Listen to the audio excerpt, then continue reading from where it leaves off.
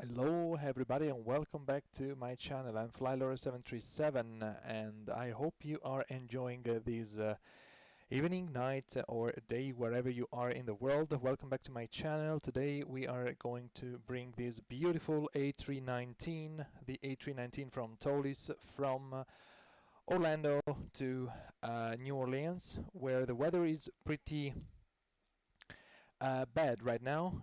I don't know if it will continue to be like that.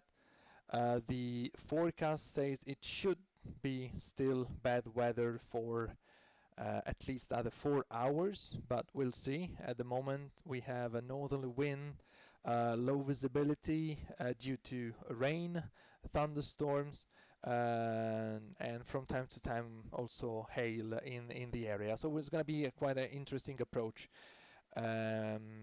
So without further ado, let's start up our pre-flight and start to be on our way to New Orleans. So here we are in the cockpit of these 319. The pre-flight is going to be standard, no special concerns about our departure from Orlando. And let's keep it up and be pretty quick in order not to lose too much time in our pre-flight. The aircraft is already loaded up according to our sim brief flight plan. And let's start. Batteries, and we have good voltage. Auxiliary external power is coming on or online. The aircraft is already refueled. We just drop the fuel truck away so we can set the seatbelt signs to on. Dome light we don't need.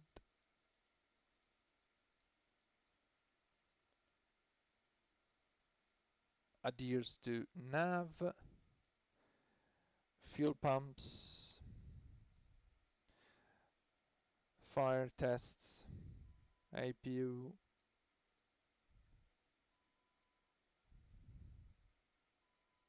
That's good, and everything is fine here. Then we come down, bring up a little bit of brightness to our screens. This is still some, I don't know if it's really a bug from the Toliss. It has never been addressed, so I don't think it's a bug.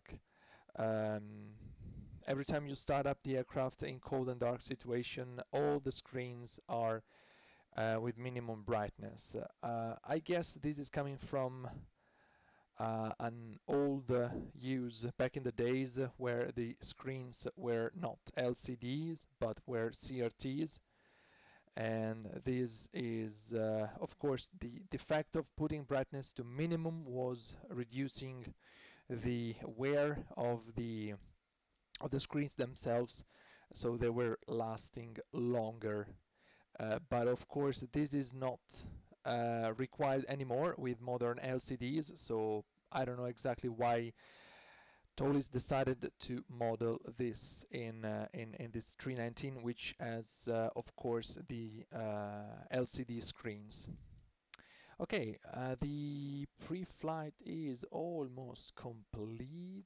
We want the TCAS to be into the above position and everything is good. We have good brake pressure in the accumulator. And we are going just to check the weather here in Orlando. With the latest information from the 80s, we have information Golf, altimeter 3012, wind 340 degrees, 3 knots, visibility 10 miles, few 3000, few 12000, broken 30,000, 24 degrees with 18. And in use, we have runway 35 left and 36 left. So of course for our departure we are expecting to use runway 36 left. We are parked at standard 23 in airside 1 in Orlando. IRS is in alignment, still 7 minutes to go. And let's do the pre-flight in the MACD MCDU. Departing from Orlando to New Orleans. This is the route, correct. Aligning the IRS. The flight number is NKS.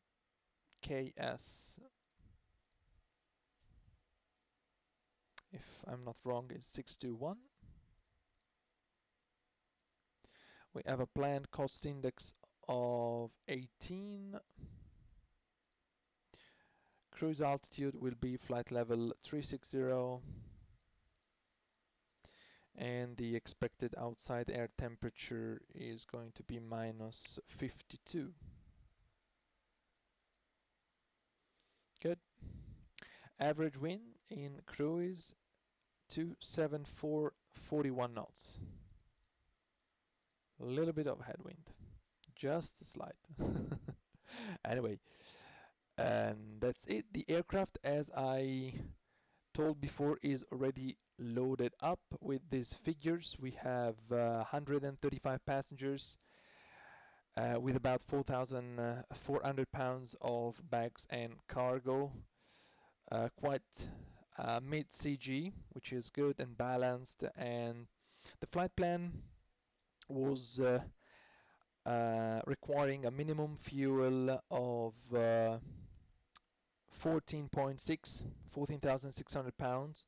Since the weather is so bad in New Orleans and is expected to be bad still, I am loading up 16,600. A little bit extra, so we should have about 20 to 30 minutes extra on top of our alternator and the final reserve fuel as well. So zero fuel 124.2, CG 26.8, block is going to be 16.6.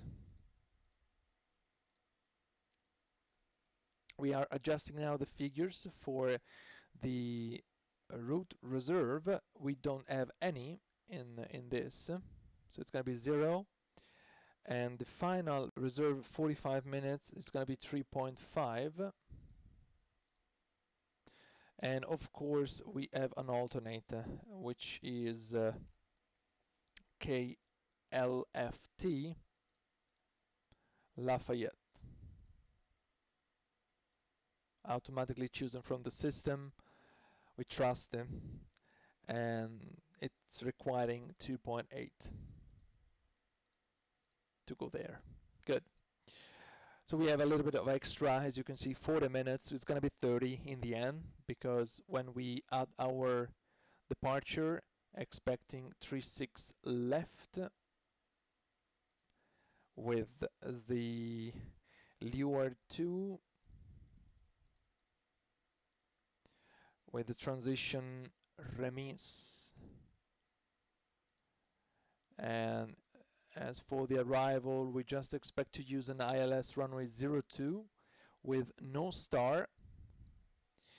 And we are like expecting vectors, so it's going to be like self-positioning for the ILS. No via, no star. We're going to fly from HRV, from the HRV VOR direct to Royal for the ILS, which is correct, and we insert the flight plan. That's good. Then we are checking our contingency procedure in case something happens on departure in Orlando. We are creating a secondary flight plan with the destination still Orlando, and what we're gonna do is to climb 3,000 feet, turning left to Denmore, and hold there.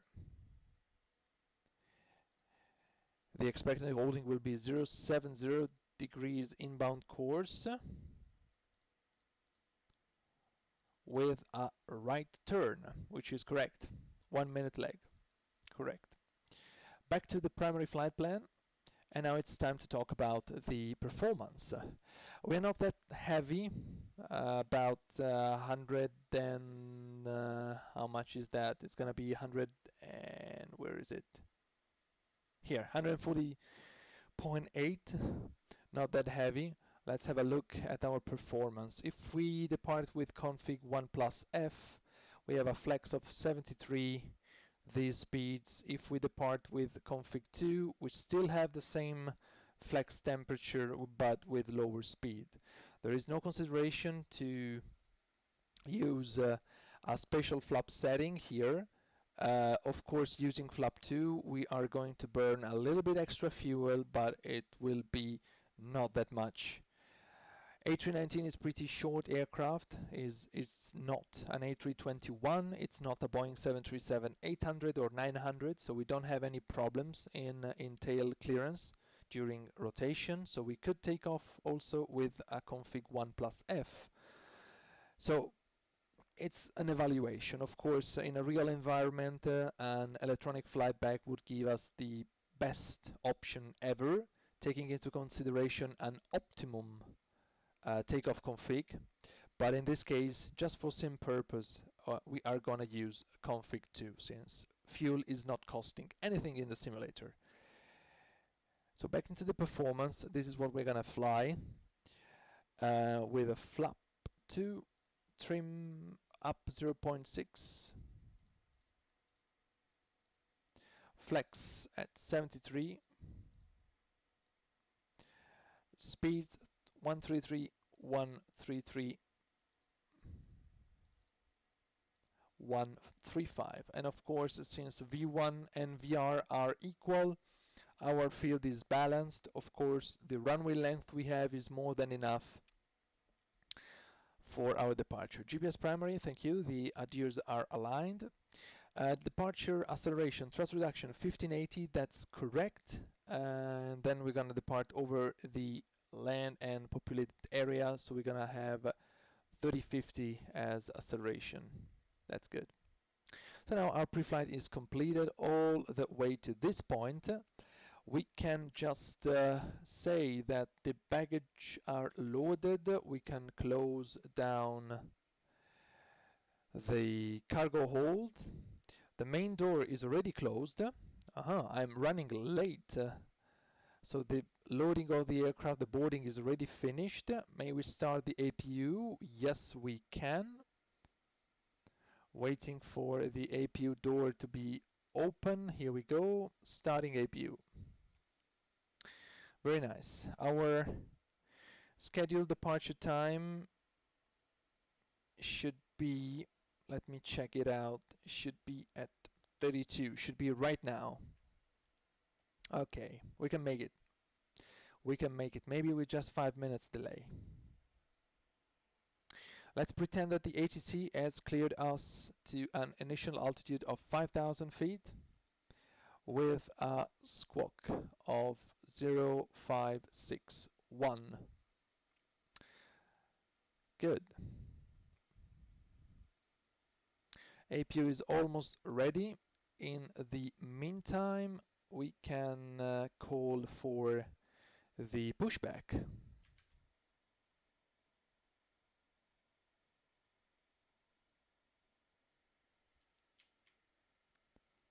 Yeah, here we are. And I guess our pushback would place us here. Good.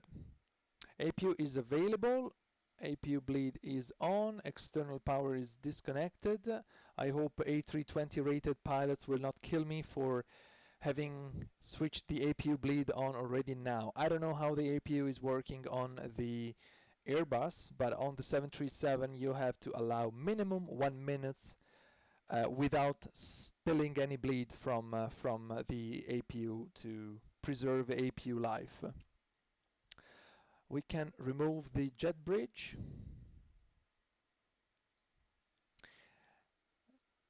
All doors are closed, the jet bridge is removing, very nice. So we can take our checklist. Very good. Let's assume that the ATC has also cleared us for push. So before start, checklist all the way, cockpit preparation is completed, signs are on, adheres nav, fuel quantity is 16,600 and it is balanced. Altimeters 3012 set. Windows and doors are closed. Logbook is checked. Takeoff data set. Beacon is on. Transponder is 0561 altitude reporting off. And parking brake is on. Checklist completed. They are ready for push. Let's see if the area outside is cleared. We just need to remove our GPU, of course. Let's check if the area outside is clear. Yes. Beautiful weather here.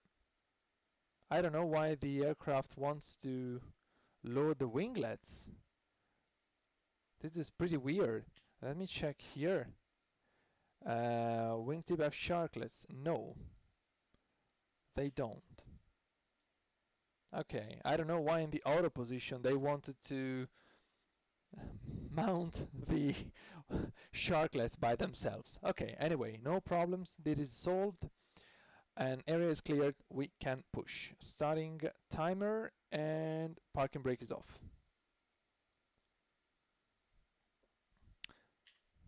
Of course, we also need to remove chocks.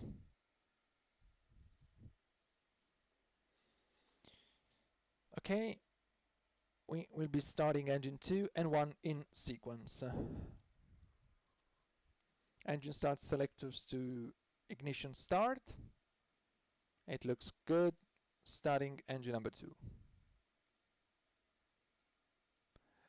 What we are looking at during the starting sequence is, of course, the first number is N2 to start.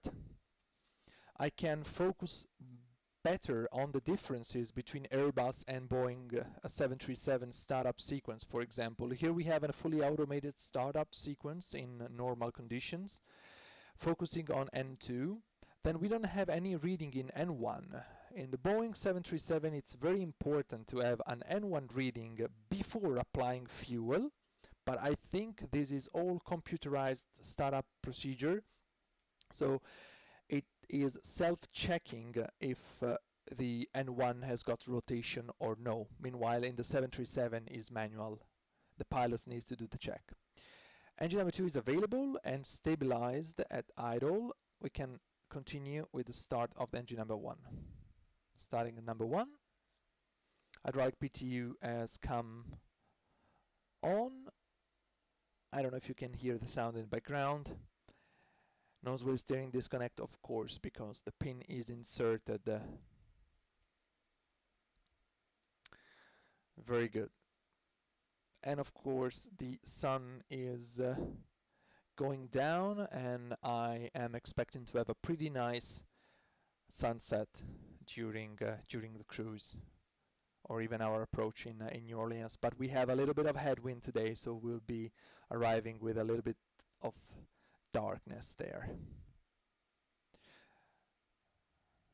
Okay, it seems that the starting sequence for the engine number 1 is completed as well. Number 1 is available and stable. All parameters are correct. Engine mode selector normal. And now we are waiting for the pushback to be completed. At least this is what I would do in a Boeing 737. So I'm flying this aircraft knowing a little bit of the Airbus procedures, but of course flying in the way I fly in real life the Boeing 737. So please, if there is any A320 family pilots, rated pilots around looking at me or watching my video, please forgive me if I'm doing something wrong or terribly wrong.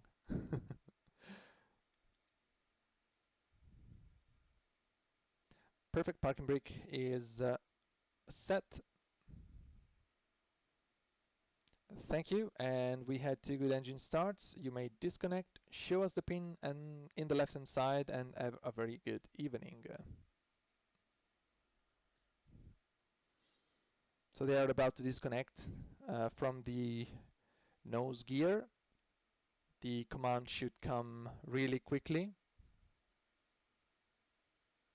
Here we go. Disconnect. And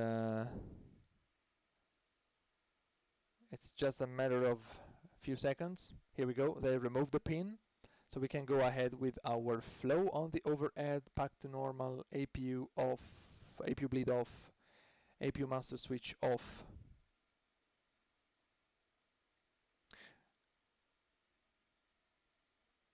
Thank you, bye-bye. So as we have a visual reference that they are moving actually away from the aircraft, we can do our flow and flaps 2. We don't want the flaps or these slats or whatever to hit the ground personnel. So the pin is in his end. Takeoff config is normal. Status is checked. Flight control checks. We have full up center, full down center, full left center, full right center, rudder, full left center, full right center. Trim, as we spoke before, is up 0.6 and it is set. So after start checklist, NTI is not required, ECAM status was checked, pitch trim is 28.3% and set, rudder trim is set, speeds are set, and flight instruments are checked. Checklist is completed. Here we go. Performance page. We remove this. We are putting the predictive windshield system into auto. And left is clear, right is clear. Requesting taxi clearance to ATC. They cleared us. Parking brake is off. Let's move. Taxi wise, what we're gonna do is to get out of the ramp from here at Juliet 2.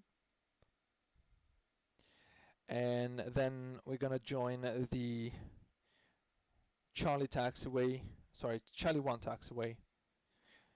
From there, we gonna take for a little while the Charlie taxiway to join Bravo 4 and then Bravo all the way down to holding point Bravo 10, runway 36 right, which is closed at the moment. So we're gonna cross it to holding point Bravo 10, runway 36 left. It's gonna be a pretty long taxi, unfortunately. I was expecting for southbound departure this evening, but it was not possible. Actually, the winds are not really strong, so we could actually depart even from runway 18 right, but that would have been quite unreal since 80s from Orlando 80s is reporting runway 35 left is in use, sorry, 36 left in use.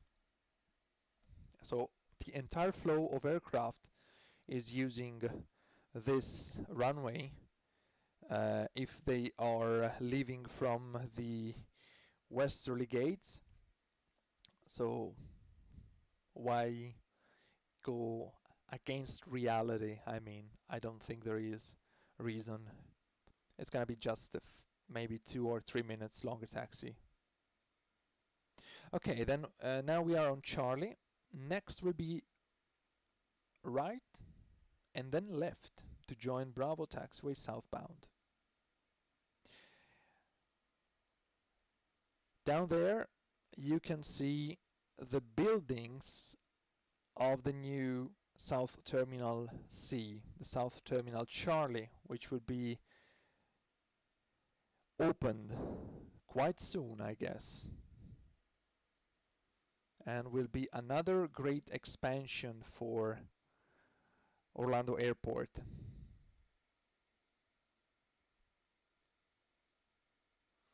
In the meantime, let's pretend that the cabin crew in the back have completed their demo, and they called us for the cabin ready signal. Cabin ready is pretty interesting, this information. On the Airbus it's simple because it comes written here, cabin ready, there's no doubt, here and here. But on the Boeing 737 it has been depending on the airline. Each airline had a different way of reporting cabin ready because of course it was not an instrumental report. There is no way of having cabin ready reported in the cockpit of the 737, at least on the default instrumentation of the Boeing 737. You can install, of course, extra features, but from the hangar it does come not with this. So it's just an interphone call. You have a PA and the purser or the cabin chief, depending on how the airline was calling the cabin manager, was just reporting cabin ready. In some other airlines, the call was cabin clear. In another airlines, again, was cabin clear and checked. So every airline in the Boeing 737 world has its own way of reporting this event to the flight crew. And sometimes it happened as well that in some airlines the procedure changes with time. So maybe you join an airline and the procedure to report cabin ready is a kind at the beginning, and after 1 year, 2 years, 3 years, it changes. So it's pretty variable. I guess that in the Airbus environment, this is standard in all over the world because it's a feature that is included in the aircraft itself, in the instrumentation of the aircraft itself.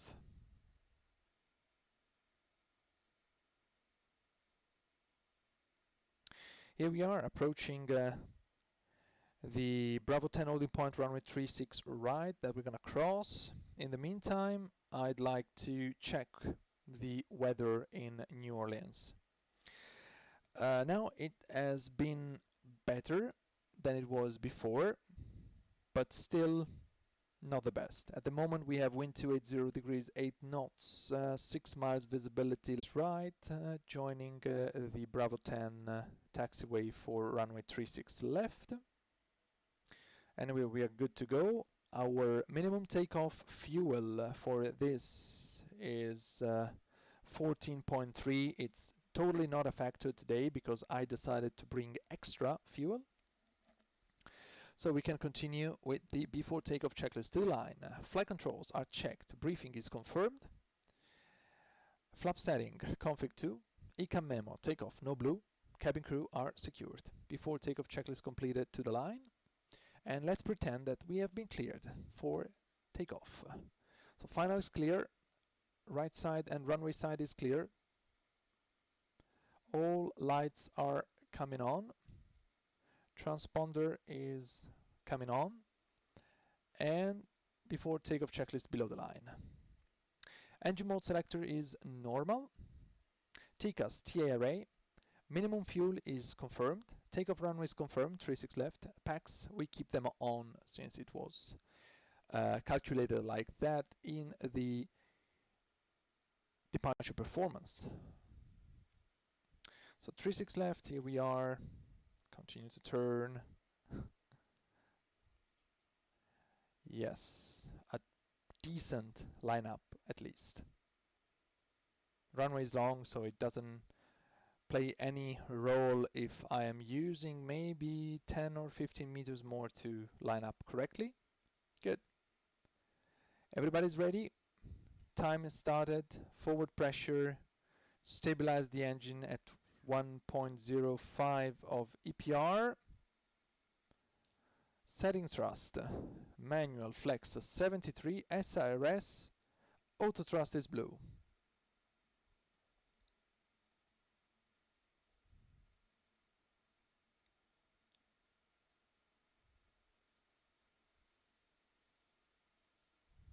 "100 knots checked.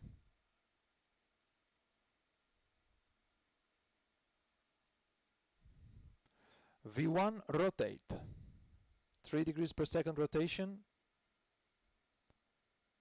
positive climb, gear up.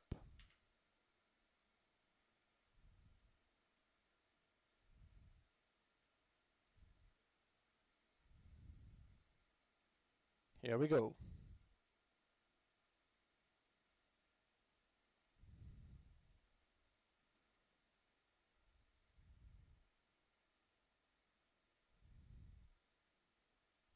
Very easy to work with the Airbus with the auto trim function. I'm definitely not used to it. In real life, not at all. Good. Acceleration, altitude.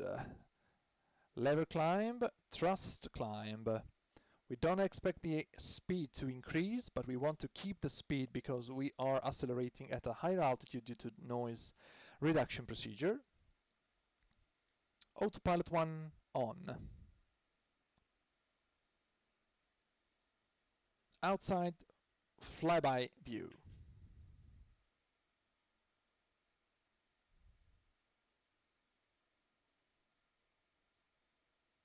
Off we go, sunset departure. Climb. So we have reached our acceleration.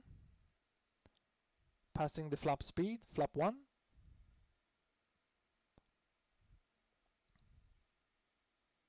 Flap 1 is set.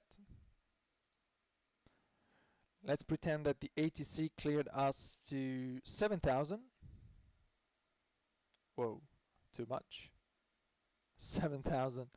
Thrust climb. My mouse wheel sometimes is tricky. It's not playing fair.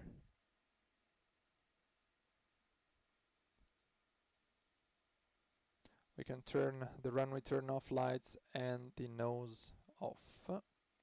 Passing S speed, flap 0.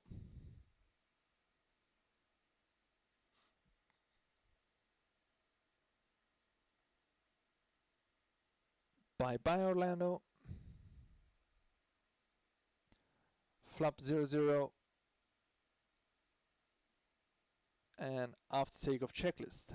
This is silent. After takeoff checklist completed, to the line. Let's assume that the ATC is going to clear us direct to Reims. So direct to Remis, direct insert, executing and climbing.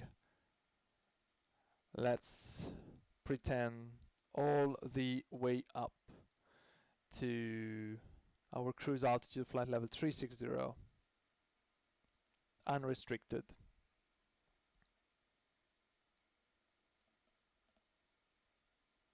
Good.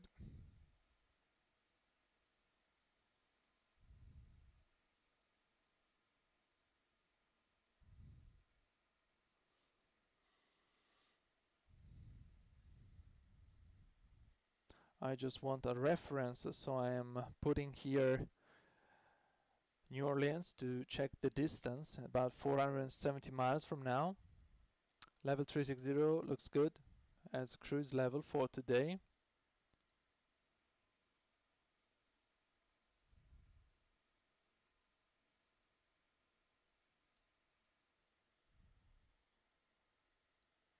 Let's have a look at our dash cam. It's nice. We are really flying towards the sun. The sun is up here, so it's straight ahead of us. Okay, passing 10,000. And landing lights off, wing light off. The turbulence situation and cloud situation is good, so seat belts are coming off. And since we have been cleared level 360, We can also do standard on the altimeter. After takeoff checklist below the line bar reference is cross-checked standard, standard, standard.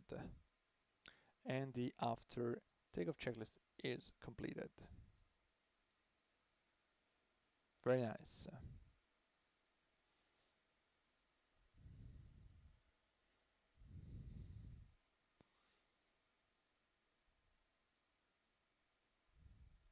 We are expecting to reach New Orleans at 23:14 UTC, which is in about 50 minutes from now.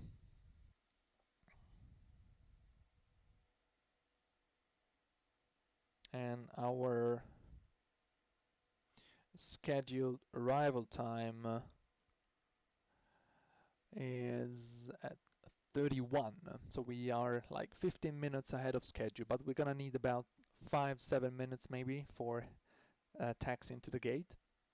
So we will be arriving maybe 5-8 minutes ahead of schedules at the gate, which is good, perfectly good. Okay, we're passing a little stratus here. Temperature is 10 degrees exactly right now of the TAT. Preventively, I'm putting the engine NTIs on. Yeah, now it has dropped to 9. So good to be on the safe side, always on the safe side. Here we go. Just a cloud in the middle. Engine NTIs off. And we continue climbing. Everything looks good, normal, all parameters looks good. And I will join you again very soon for the continuation of this flight.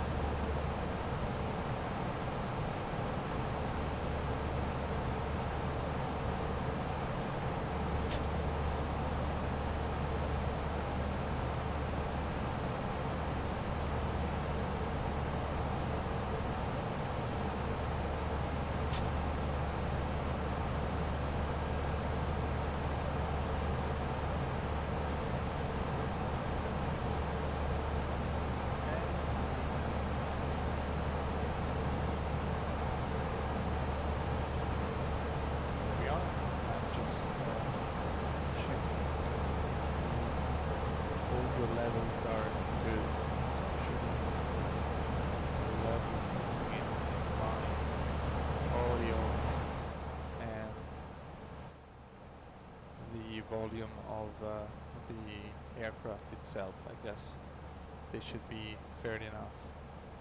Maybe I can also increase a little bit my volume so you can have a good overlay of my voice over the aircraft sound, even if I talk at low volume or quieter. Okay, yes, I am back. Here we are cruising at flight level 360 on course to Remis. And this area is pretty cloudy sky, even though it should not be as cloudy.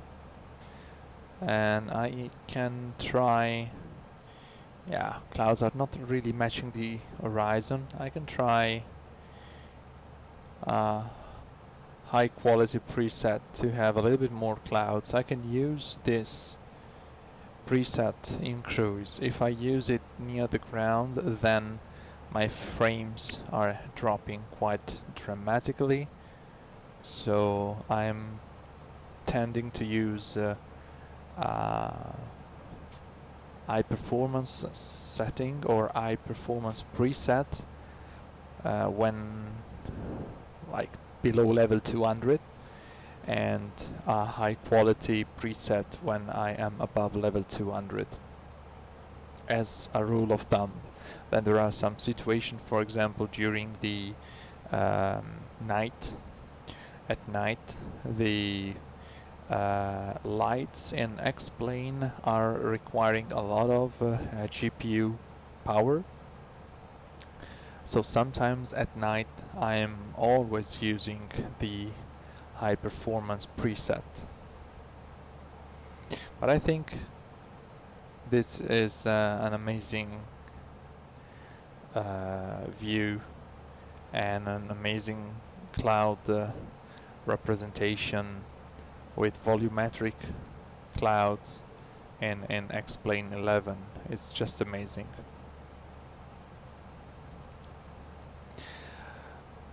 Talking about the navigation, we are 239 nautical miles from the top of descent and 361 nautical miles to New Orleans Airport. 361 and 333.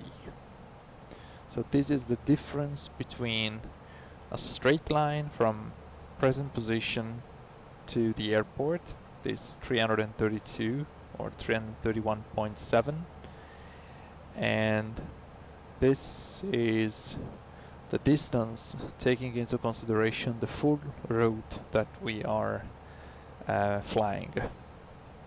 And as you can see, the route has got this U-shape. We are going first slightly south, and then we are going back to north. This is actually, I don't know exactly why. It might be because of the wind, maybe. It might be because ATC, because there is no straight route between Orlando and New Orleans. I don't know exactly why, but yeah, this is how it goes today. And the top of the sun is represented here on the navigation display,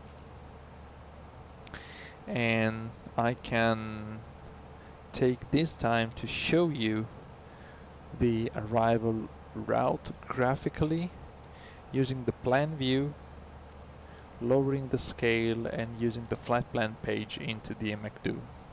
So we are flying to Remis, 40 miles to Remis.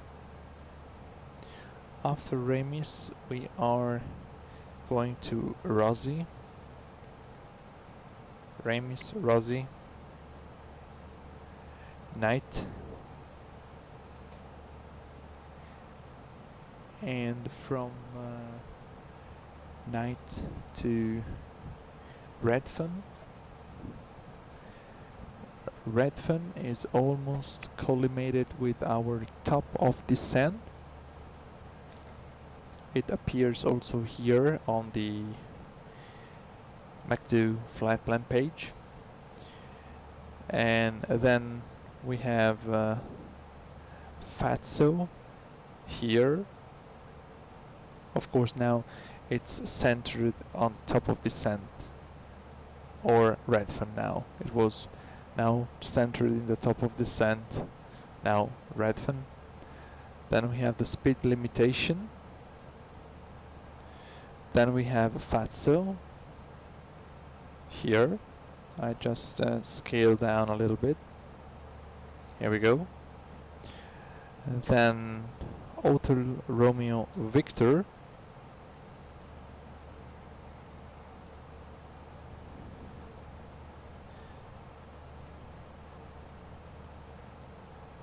Yes, it's gonna be Hotel Romeo Victor, which is the Harvey New Orleans VR. And from Hotel Romeo Victor, left turn to Royal. And then it's gonna be ILS runway 02, as said also on the flight plan page of the McDo.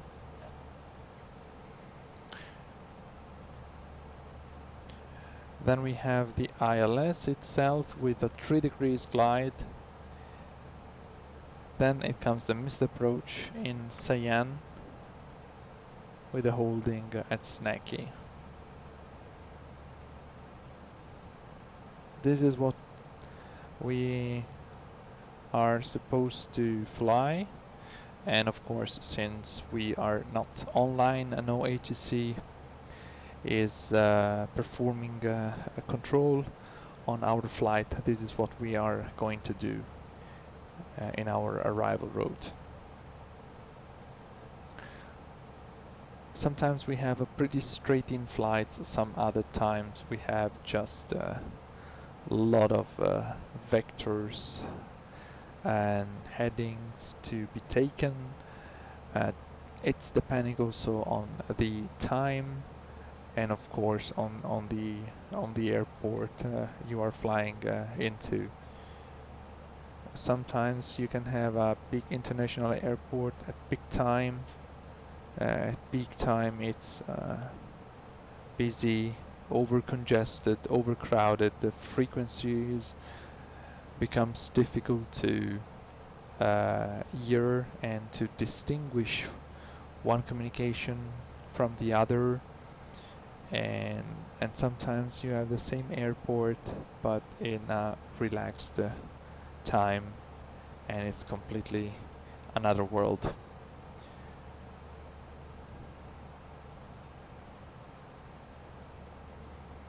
We are chasing the sun, actually, flying to the west. The sun is not lowering over the horizon, so this should be good and allowing us to have a beautiful sunset arrival into New Orleans.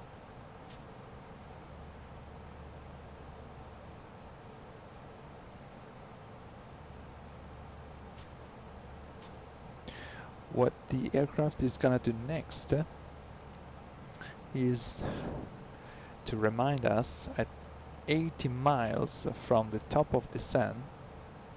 So, and this range ring here, to enter the destination data into the McDo. This is because the McDo of the Airbus, differently from the FMC of the Boeing 737, needs at least one information to calculate the landing performance, if we can say so, and it's the altimeter setting, or QNH, depending if we are talking about Europe or USA environment. And we can understand it because in the approach phase the QNH is required in some operations, especially when we are landing in an RNAV approach, an RMP approach, a GPS approach. it becomes required, so it has the orange boxes instead of the cyan parentheses. That's because it's a mandatory field for the MCDU to work and to calculate the data for the landing. In this case, we are performing an ILS, so no data is actually really required, although it's important to fill in everything. And of course the aircraft is reminding 80 miles before the top of descent about this. We can already go ahead and fill some data. We will not have to do it later on, but of course we have to keep in mind to update this information, especially if we fill them quite ahead of time from the descent start. So the altimeter setting in New Orleans, according to the latest Meteo report, the latest weather report, is 29.98. Temperature is 24. Wind 190 at 4. So if we land 02, it's going to be a slight tailwind. Then we're going to check the 80s. The 80s has information Lima. The wind is as stated here. 10 miles visibility, broken 15,000, broken 10,000, broken 25,000. 24 degrees, 22 degrees dew point, altimeter 29.98. Showers in the vicinity, northwest. Arrivals, expected GPS, runway 20 approach, departing runway 20. Notice to air missions, taxiway Golf closed between taxiway Golf 3 and taxiway Alpha. Taxiway Alpha closed between taxiway Golf and runway 11. Taxiway Echo closed between runway, taxiway Alpha and runway 11. Runway 11 approach light system out of service. Runway 11 touchdown light out of service. Cat 2 and 3 ILS not available. ILS runway 11 out of service. Oh my god, a lot of things. ILS runway 29 out of service. Runway 11 glide slope out of service. Perfect. Cranes in the area. Bird activity in the vicinity of airport. Hazard weather info for New Orleans area available on fly service station frequencies. And then there is runway 11, which is shortened, and landing distance available is 8,404 feet. Information Lima. So a lot of things are going on in New Orleans right now. Quite a lot of works, so we can have a better look of what to expect in on Avitab. So we go back to home and to airport, KMSY, New Orleans, and we check the airport plate. Okay, this is the airport plate. New Orleans airport has gone through massive, I would say massive renovation. This whole terminal is completely new, and this is still the whole terminal, south area of the runway, and this is completely new build. I don't know what the plan are for the future of this airport, but there are a lot of things going on, a lot of work in progress here happening. So, as we were reading before, from the information Lima 80s, we expect the GPS runway 20 approach. So first we have to turn the runway, change the runway for the approach, because we were expecting to land runway 02. Now the wind has shifted from the south So we are expecting the GPS runway 20, which is gonna be RNAV GPS runway 20. Here we go. So first of all, before forgetting anything, we are going to flight plan to change the procedure, and the ILS, sorry, it's gonna be no star and no via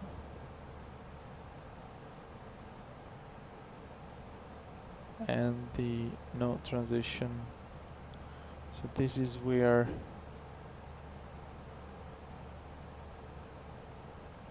my knowledge of the MEC2, okay, here we go, much better now. Okay, now we have the procedure. So I want the RNAV GPS runway 20, RNAV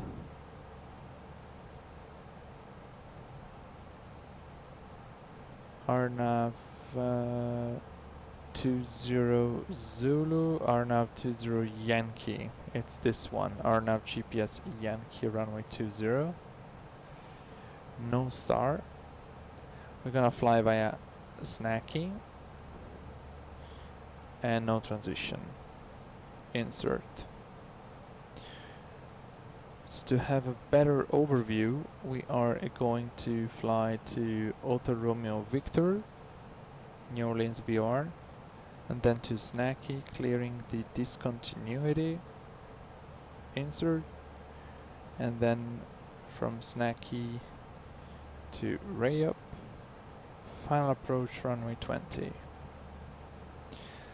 Of course, I am not an expert of RMP, RNAV, GPS approaches flown on Airbus, so please, Airbus rated pilots, forgive me.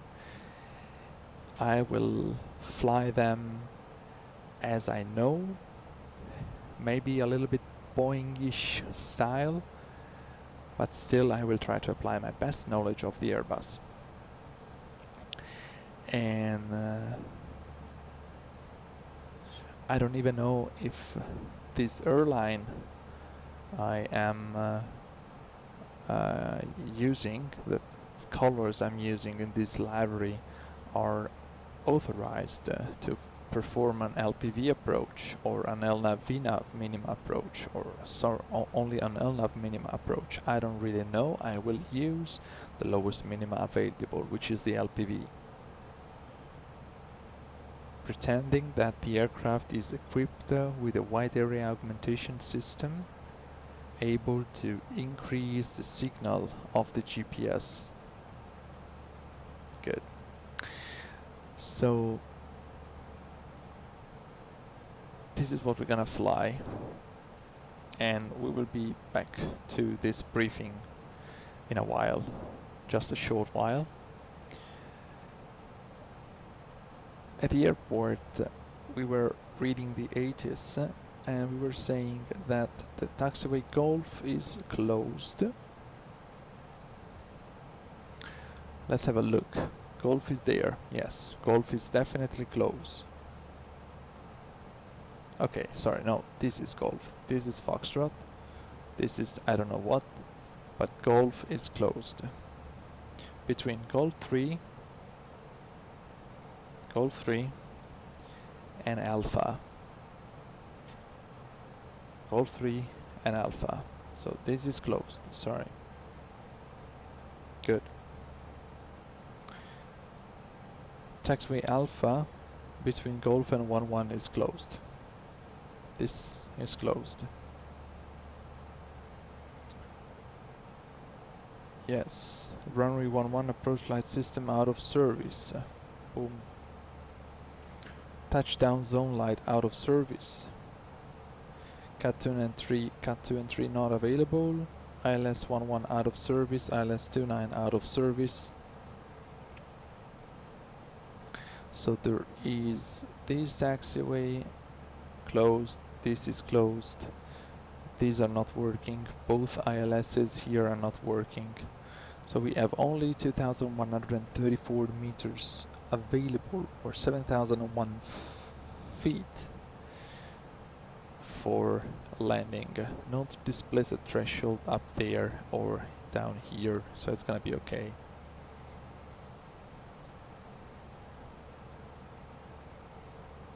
Flying this approach will impose us a minima of 249. So I am going back to performance approach 249 into the MDA, so it's a barrel reference. In the Neo version of the Airbus 320 or 321 Neo, they have updated the MacDo software saying baro and radio. Instead, here on the CO options of the Airbuses, still we have MDA for the baro reference and the DH for the radio altimeter reference. But the meaning is the same. It doesn't change anything. So, analyzing the approach plate, we start the briefing from the top to the bottom, and talking about the head of the chart. So it's New Orleans. As now, as you can see, we are approaching the destination. I think whenever we are maybe 215 or 250, I think whenever we are 250 nautical miles from destination, we have headed in the navigation display the name of the procedure we're gonna fly. So back to the briefing. It's New Orleans International Airport, RNAV GPS Yankee runway 20, plate number 12-3, 1st of October 2021, effective from the 7th of October. These are the frequency strip for the communication. Then we continue with the wide area augmentation system, channel 40007. Final approach course is 197. JASPO or JASPO at 2000.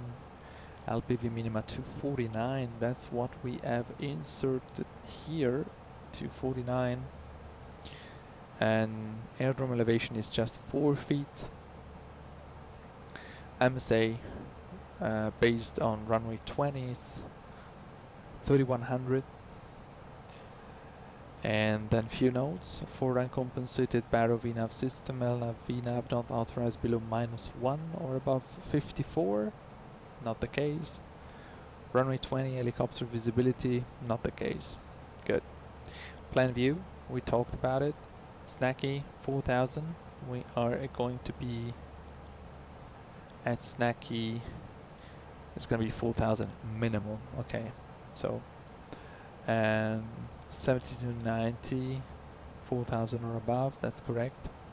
Then we have RAYOP, here we go, at 4000. You can see it from here on the profile view, 4000, RAYOP, 4000 set and checked. Then we have a JASPO 2000, that's correct. Final approach fix, and then 3 degrees, sorry, this is the final approach point actually, because this RNAV GPS flown to the LPV minima, it's a precision approach. So we're talking about final approach point as per an ILS. So JASPO, here we go, 2000, 3 degrees glide, it is confirmed, down to the minimum of 249, and we have 249 here as well, as a reminder. Then it's gonna be either landing or go around. In case of go around, we climb 2000 feet direct to Polil, yes, and on track 109 to Safus and Old. poly, safest, all that safest 354 inbound. Yes, right turn. 4 miles leg. That's correct. Perfect. And we can keep the hold until 23:45, which is almost an hour from now. More than enough. Good. And of course, if needed, we have PAPI left hand side and approach light system for runway 20.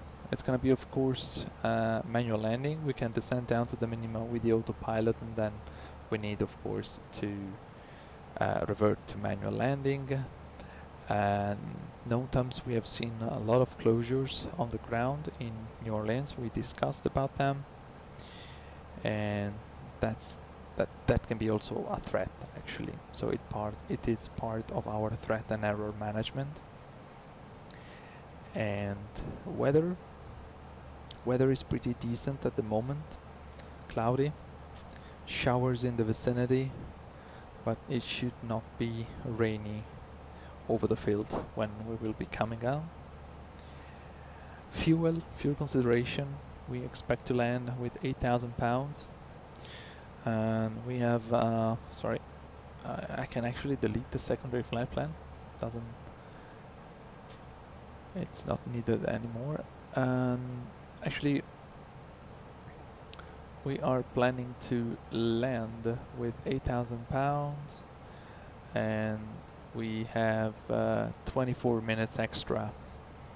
Now it's a live evaluation of what we have, so it's gonna be okay. In my opinion, personally, I would hold for about 20 minutes, and then I will go straight to Lafayette. And Lafayette, just to check, the weather is okay anyway. It's okay. Low clouds, broken 1200, but it's okay. Runway 22 left is in use. It's a long runway, almost 2,500 meters. So it's not gonna be a problem. Fuel consideration is important to do, especially for landing, and it is also let's say more important, even more important when the weather is or can be marginal. So that's it. Other things, aircraft is serviceable, no problems, and still approaching the top of the descent, now about 80 miles from it, and it's gonna take around another 12 to 15 minutes to get there. Good. Of course, the captain is going to ask if there is any question, comments, remarks, or willing to add something to the other crew member, to the FO. Of course, 99% of the time it's no questions, no comments, remarks, nothing. All perfectly understood. So the briefing can be considered completed, and we can just enjoy this nice view from here, having a look at the sunset.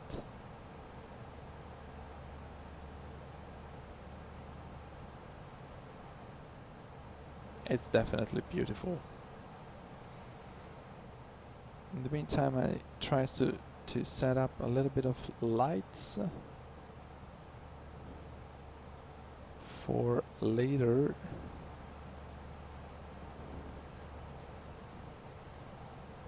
Everything is okay also in the overhead. Airbus, of course, meets the concept of the dark cockpit. Boeing is not that much on that philosophy. It's more sometimes it's dark, sometimes it's lit. So it depends on. But anyway, it's okay. I am enjoying a lot flying Boeing 737s in real life, and maybe it's because of this I enjoy flying 737s so much in real life that in the simulator I'm using the Airbus.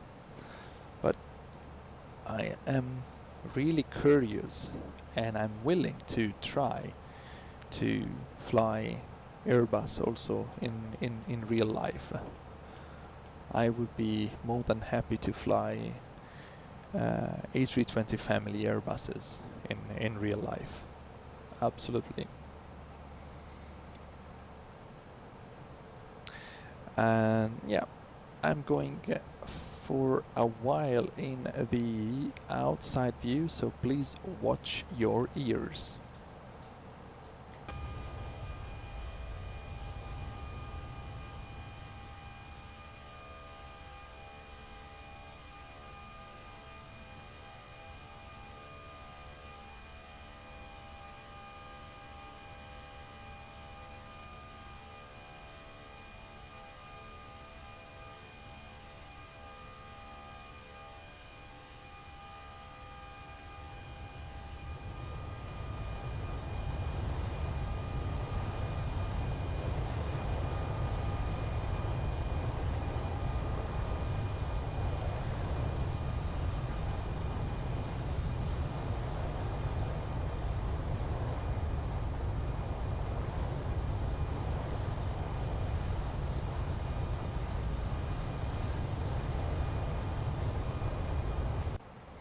So nice. Definitely so nice indeed. I think this livery is just beautiful. Let's have a look at the cabin as well. Little view, oh, boat down there, the Gulf.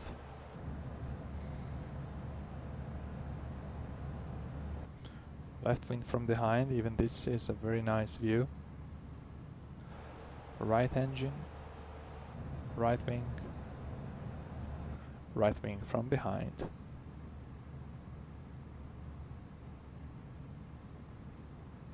Nice overview.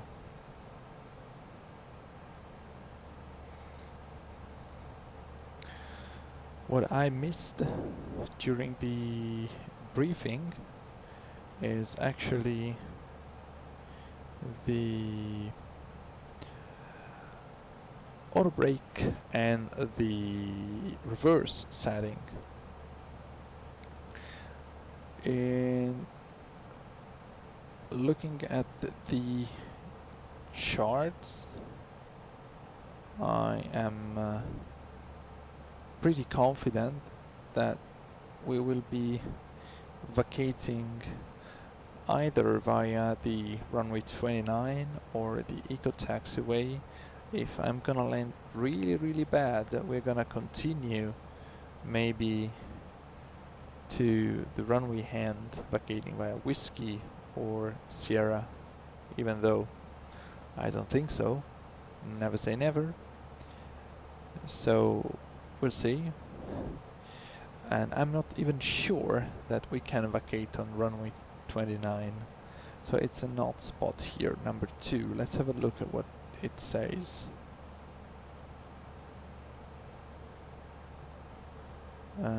Let's see. Can else be airspace? No. Airport.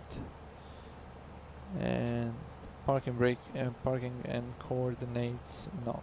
I think I had it open twice. Yes. And info and takeoff minima. Here we go. Okay, let's have a look. I will open up here because it's better. Yes. Here we go. So, general.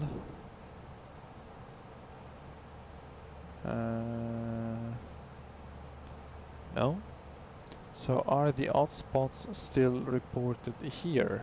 Yes, odd spots. Sorry, I missed them. That's the problem of having the map too with two zoom. So this is odd spot number 2. It says green painted over runway 1129 can be misinterpreted for taxiway echo when landing on runway 220. Okay, so this says actually that this area here with the X is painted in green and cannot be used for vacating the runway. So there is a gap here. So we need to vacate via Echo or Whiskey or Sierra. But we cannot vacate using the other runway. Dubbed has been cleared. No? And then the other thing I mentioned, I missed to mention, was the auto brake. We're going to use auto brake low, and in case I will intervene manually using more brakes. And I forgot to mention in the briefing the planned gate, the planned arrival gate, which is going to be Charlie 14. Charlie 14 is... I will have a look immediately.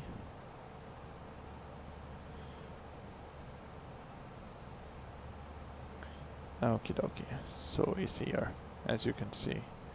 It's at the end of the concourse C. So it's gonna even be a quite short taxi, because if we vacate via Echo, we just cross runway 29, then join Golf, and then there we are. Just to keep it in mind. Okay.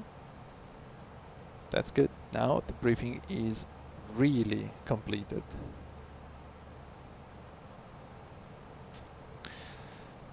Okay, we are over Redfin, a little bit of turbulence, light chops here. And the top of the descent is coming. Less than 20 miles.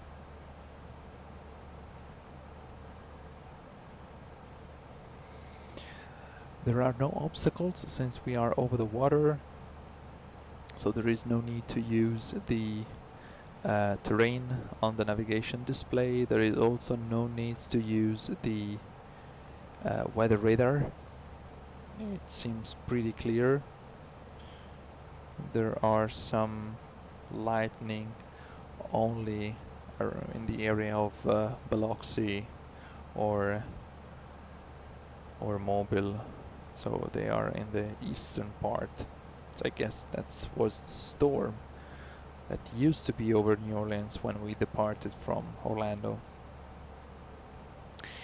And descent wise, so no obstacles, and we can plan for a 3-step descent, assuming that the ATC is clearing us to flight level 200, 10,000, and then to 4,000 before starting the approach procedure. This is just an assumption, but it usually works well.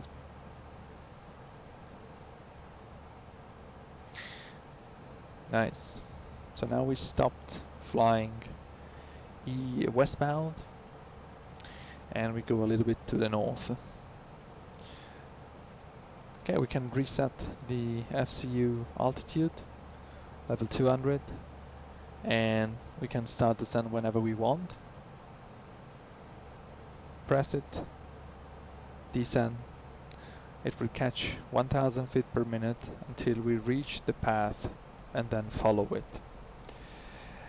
Another difference between the 737 and the Airbus. Everybody says that the Airbus is really automated. It's working amazingly in everyday's life, and it's a huge help for the pilots, that I have a huge relief from workload on board. But this is pretty peculiar. Like on the 737, for example, as soon as you wind down the altitude of the MCP, the mode control panel is the FCU on the Airbus, is the same thing. Then whenever the plane feels the top of the descent point, it starts to descend automatically. Meanwhile, in the Airbus, if you do so but you forget to push the descent mode or the open descent mode, then the aircraft is not going to descend automatically. So it's an automation that the Boeing 737 has, but the Airbus has not. Pretty peculiar, because everybody says that Airbus is highly automated aircraft, but at least Boeing saves a thing, at least on the 737. Good. Still cloudy anyway. Approaching New Orleans. Here you can see the path is approaching, the vertical path is approaching. We can also monitor the vertical deviation here on the progress page of the MACD. The outside air temperature is -27, so we're gonna need the engine NTIs pretty soon. Thrust idle, and the speed is held quite nicely. We have an average headwind for this altitude, so I think the speed will not go away. We should be able to keep the speed pretty simply. Instead, if it was tailwind, 40 knots tailwind during descent, it's an important thing. Okay, let's have a look also with a little bit of weather radar. If there is something, these clouds looks not so nice. But the weather radar sees nothing, so it should be nothing. The sun is disappearing behind the clouds. So, okay, no problem. I will not put the seatbelt sign on. But indeed, these are pretty high clouds. And in real life, I guess something should appear on the radar. Anyway, engine NTIs is coming on.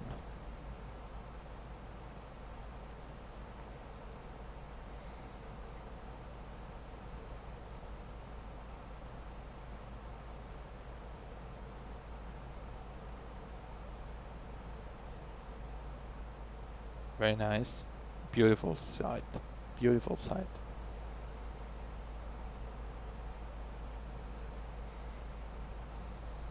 We are on profile. Looks pretty good.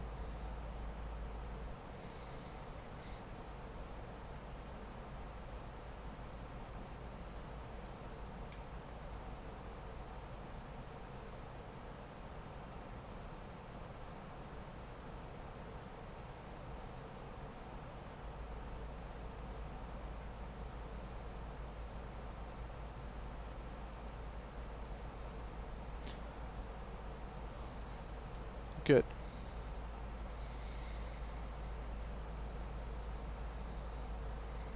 The weather is still nice and clean on the weather radar, so nothing to worry about. I hope so. At least in the sim.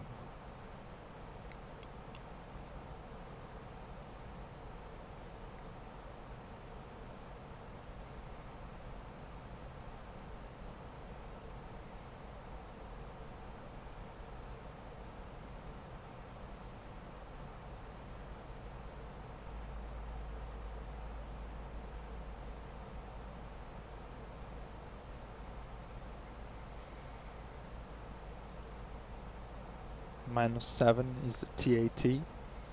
As a reminder, the icing conditions exist for both Boeing and Airbus when the TAT, the total air temperature, drops below +10. 10 or lower is the sign of icing condition. Of course, we need to have visible moisture in the air, so fog, mist, clouds, rain, snow, sleet, slush, whatever. And when the temperature drops below -40 in the Airbus TAT and -44 on the Boeing, then it's too cold to generate ice. So anti-ice is not needed in that case. And it's not needed now either. We are between two clouds, so engine anti-ice off between two layers. We are approaching level 200, so we can continue descend 10,000 in the descent mode. Soon we will be approaching the transition level, and the latest weather in New Orleans now reports wind 190 degrees at 6. Let's update our performance arrival. Altimeter still 2998, temperature 23, wind 190 at 6. Other things remaining the same, with a broken 13,000 and a broken at 25,000, and that's it. Good. No other things to change here.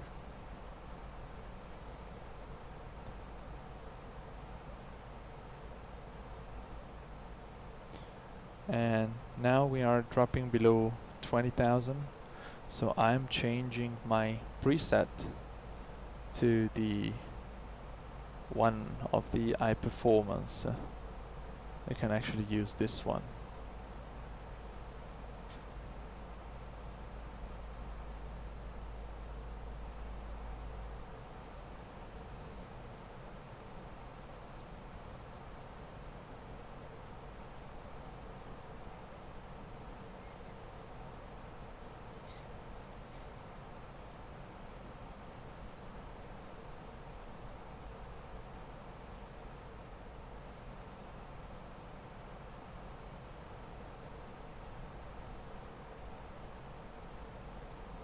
We should pass New Orleans VOR slightly above 10,000. Then on the outbound leg or the downwind leg, we're gonna descend at about 7,000. On the base leg, we're gonna descend to 4,000, and then final 2,000 feet and landing. Lights are coming on the ground. Beautiful, really beautiful and amazing sunset.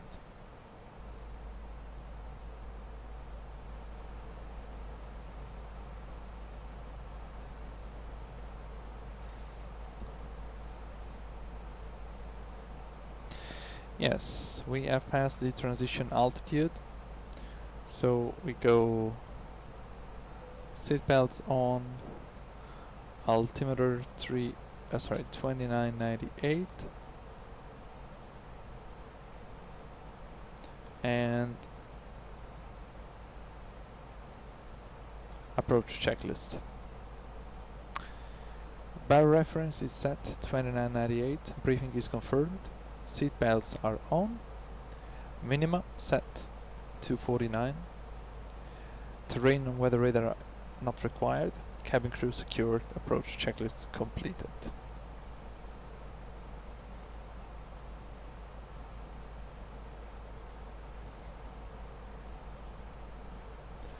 Good.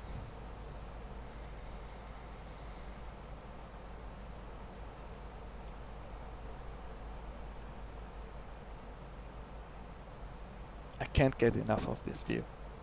I can't get enough of this sunset. Of course, but it's better if I look ahead at what the aircraft is doing.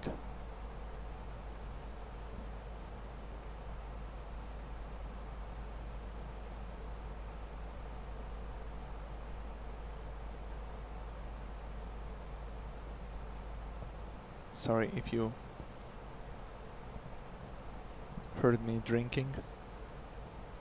After 1 hour or even more of talking, I became thirsty actually. So sorry for the noise if you heard me drinking.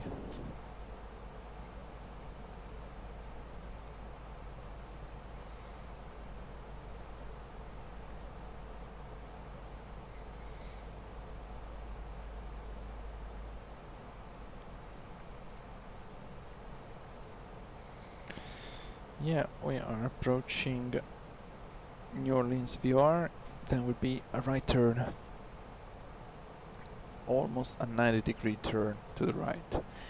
The aircraft is for sure going to anticipate quite deeply this turn because of the speed we are maintaining, and we will be decelerating there at this dot, right at the end of the turn.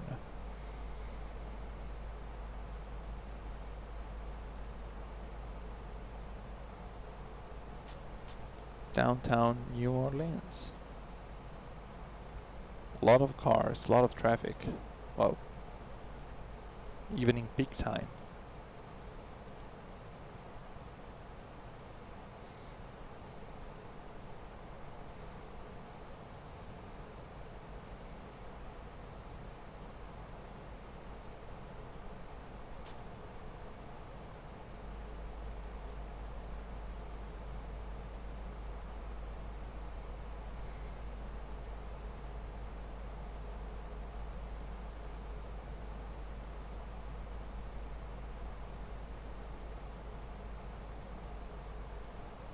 Okay, approaching 10,000. We can continue descent to 4,000, which is our next constraint.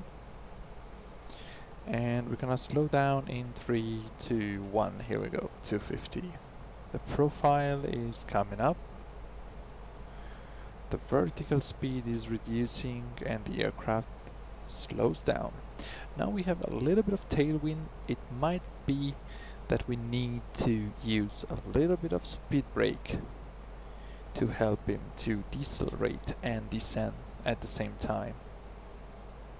We'll see. We'll see. There it is, the airport. Yeah, I don't think that weather radar is useful. You can turn it off. It's gonna be an RNAV approach, so I'm not arming the landing system on the glare shield here. Still good, still good.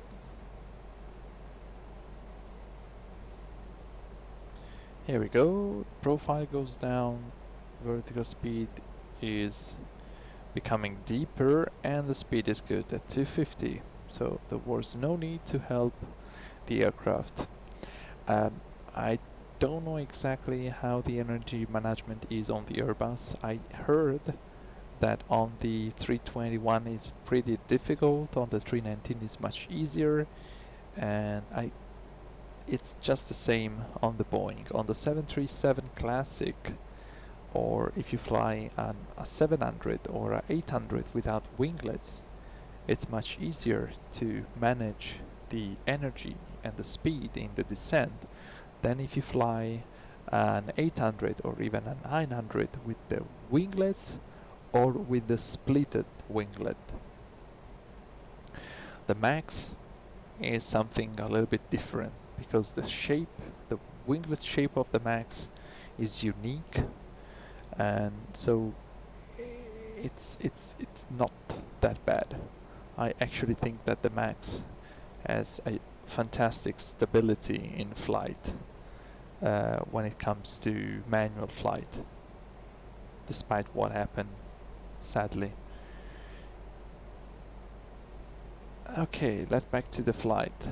8,000 descending to 4,000. The snacky 4,000 or above is correct.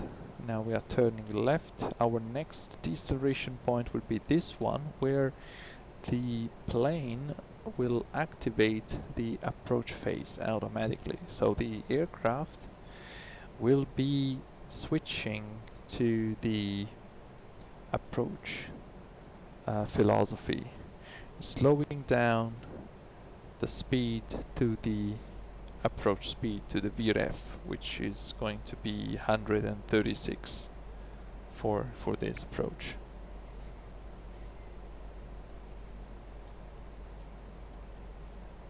Of course, it will do it in a logic way.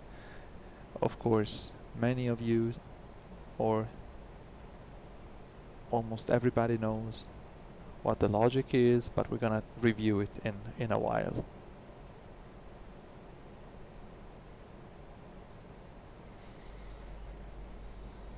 So the next step is gonna be 2000 at YASPO.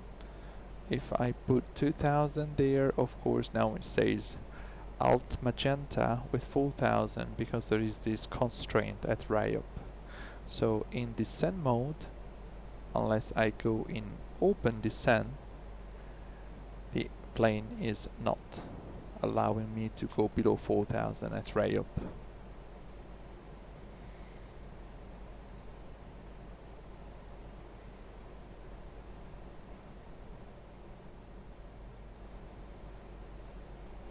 Still cloudy here and there. Could have been worse.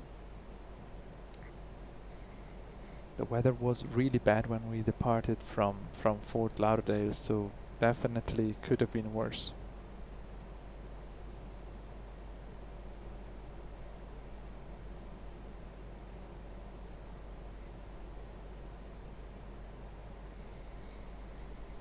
That's good. As soon as we turn inbound, I'm gonna arm the approach mode on the FCU, and the plane will go into the final approach mode, which I think, if I'm not wrong, and please, if there is any better knowing pilot watching this video or stream, please comment or join the discussion. I think it is the correct way of performing an RNAV GPS down to the LPV minima approach. Here we go with the vertical deviation now. The aircraft has gone into the approach phase. As you can see, no more activate approach phase here. Vertical deviation has come and it starts to descend, to slow down, sorry. Of course, it slows down with the logic. So, it slows down, but of course, if we go all the way down to 144 knots, we will stall. So the hold of the speed will be at the green dot at the beginning, which is the config 1 speed, the slat speed. Let's see now, 4000. Now we need to put some drag at the plane. Flap 1. Flap 1 is coming. As you can see now, the green dot disappeared and S came out. That's the slat speed. So whenever we are below the two orange lines, we can perform the next step in the flap extension. We are just there, so flap 2. A little bit stressful for the flaps, but okay. Now the speed is dropping again, as you can see, 149. That's good. We have done all this without using the spoilers or the speed brake. Okay. On the 737-800 with a winglet, it was not possible. We had to use the speed brake as well on the A321, as far as I know. Let's put our speed around 170 something, not to slow down too much, 175 into selected speed. We are on vertical deviation, and now I can arm the approach. Now it goes speed and final approach. Good. 2000 feet are already good for the missed approach. Now the aircraft holds the lateral navigation here, the vertical navigation there, and the speed I want.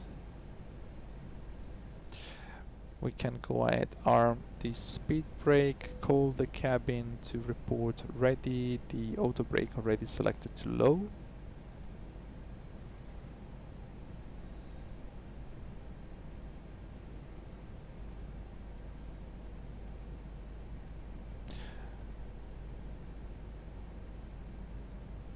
The approach checklist was completed, the next one is the landing one.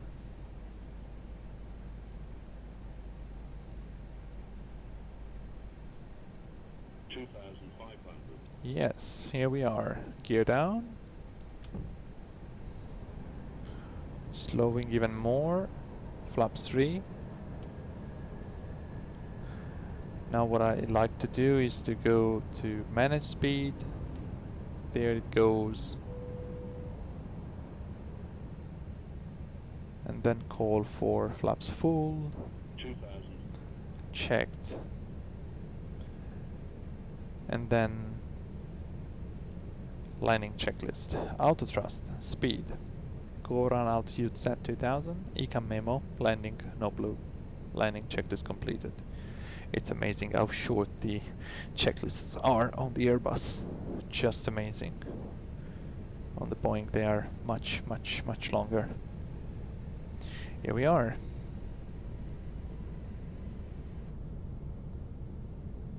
New Orleans landing.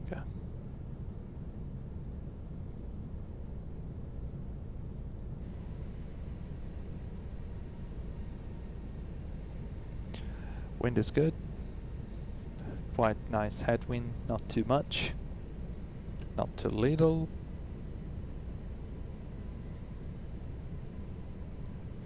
Planning to vacate at Echo. I guess I will have to hit the brakes a little bit more. I don't think the auto brake low is gonna be enough for us. Anyway, a little bit of external lights. I forgot to put them. 1000 is stable and continue. We have contact with the runway. Usually according to the SOP I fly when the pilot flying says contact. No other call out about minima or altitude needs to be made by the pilot monitoring. So in this case landing can be assured.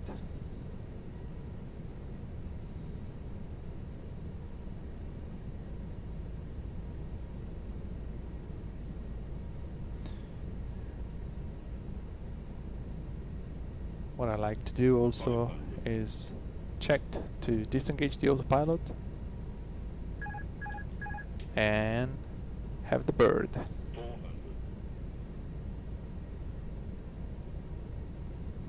100 above. 300.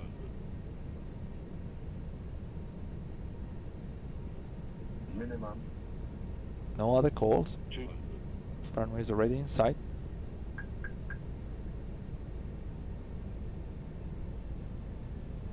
100.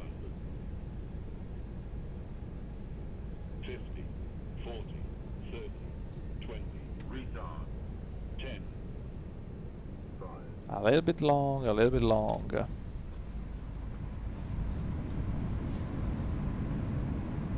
Let's see. Spoilers and reverse green.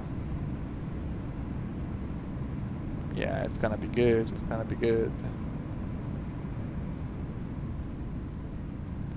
Auto brake off, brake fan on, 60 knots past. Fantastic.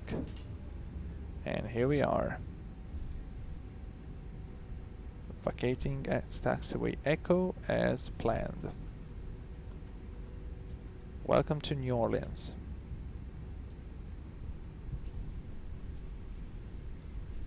So we're gonna cross the runway here immediately.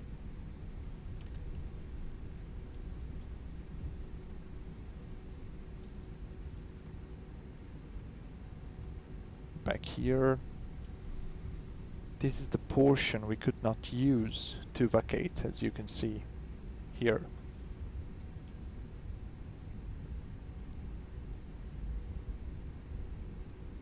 Then let's prepare the aircraft. Runway is vacated, so strobes are coming off. APU is getting ready. Stopping the chrono. It took 1 hour and 32 minutes. Now we join Golf to the left.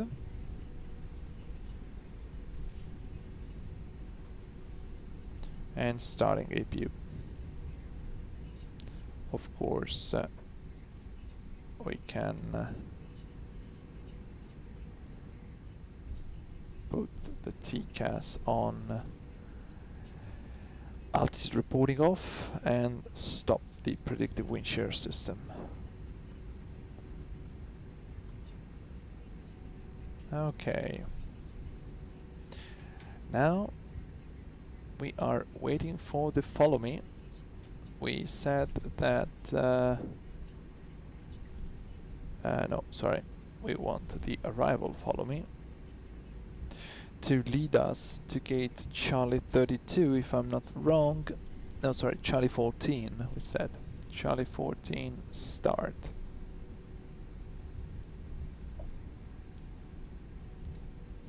So if I'm not wrong, the Charlie 14 should be here. Yeah, maybe we already passed it. I think so. We already passed it. Yeah, the follow me car is here waiting for us. So, oops. Sorry. 360. So, okay. Back on track.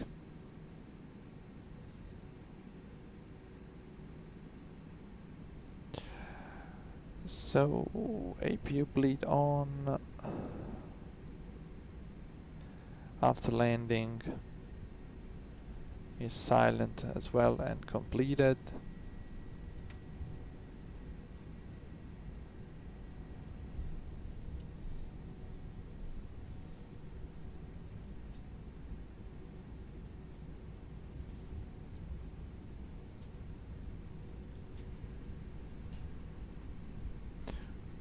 Clean up a little bit of the FCU and glare shield.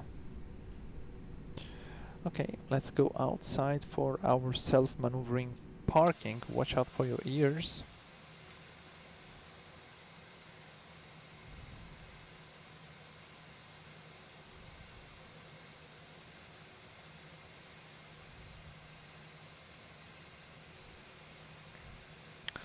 I guess it should be more than enough here. Parking brake set. Engine number 2. Seat belts off. And engine number 1.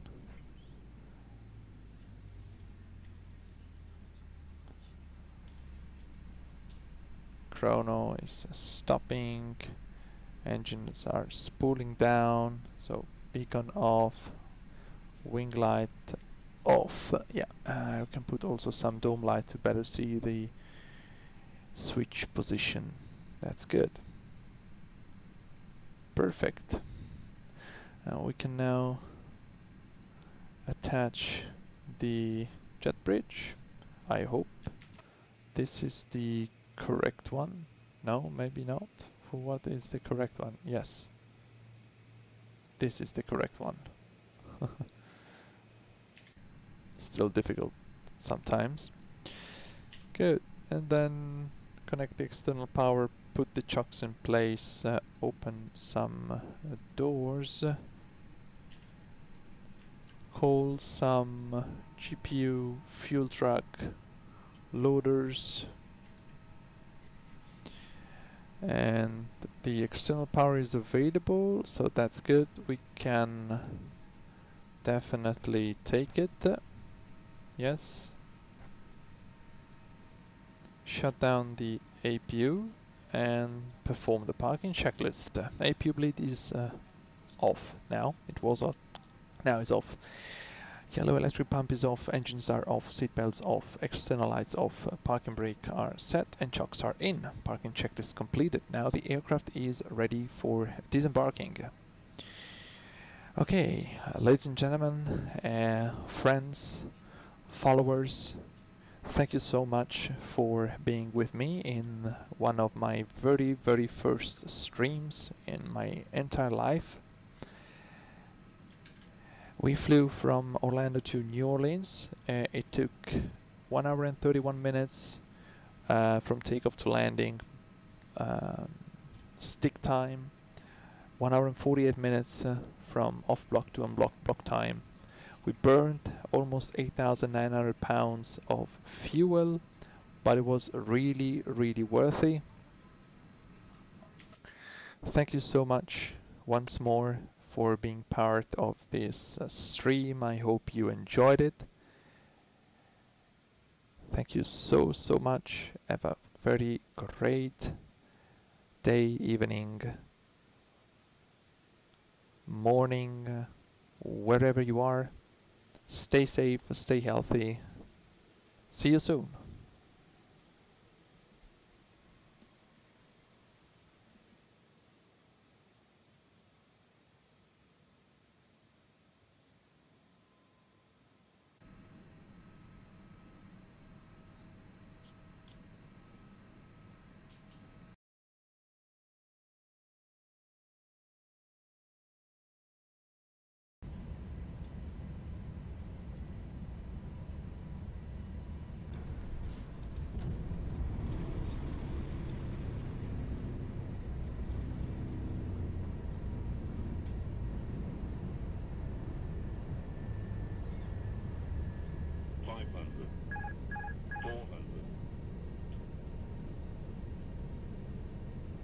Minimum